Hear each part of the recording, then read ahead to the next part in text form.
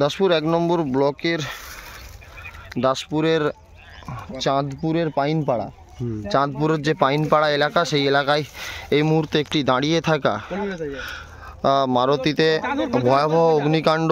কিভাবে আগুন ধরে কেউ জানতে পারেনি।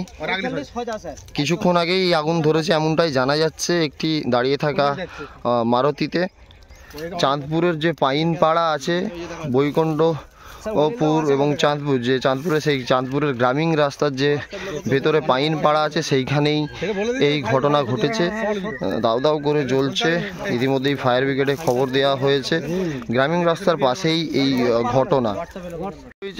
আমরা এই জানতে পারলাম এখানে যারা গাড়িতে কে কারা দেখে তোমার কি আগুন ধরতে পারিয়েছে, চিনতে পারিনি, নাম্বারও চিনতে পারিনি, আর লোককেও দেখতে পারিনি কাকু। এই গাড়িটা কি এখানে? না, এখানে গাড়ি নয়, এখানে গাড়ি নয়, এখানের গাড়ি নয়। না, এখানে গাড়ি নয়, এখানের গাড়ি নয়, তাই তো?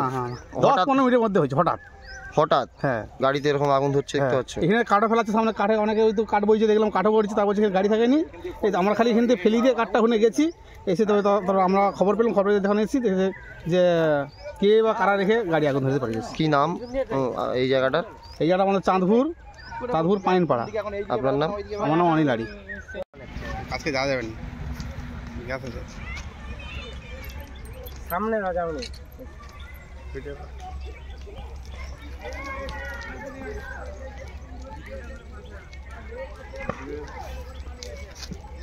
লোক ছিল না, কিভাবে কে আগুন ধরালো কি করে বুঝতে পারছি।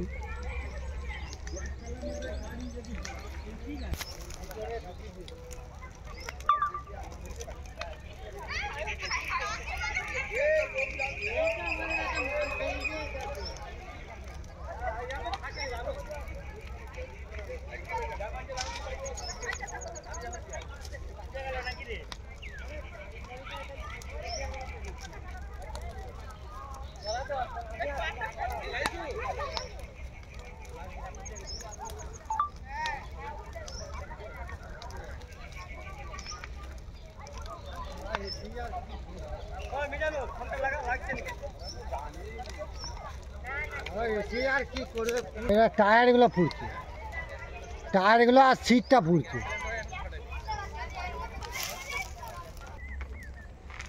কার গাড়ি কোনো ক্ষতি করেনি? তুই পালিয়ে যা, বারণ করছি চলে যা। আরেকজন চলে এসছে তোমার।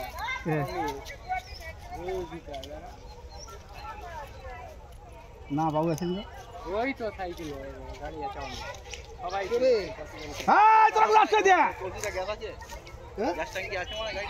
আরে আগুন হচ্ছে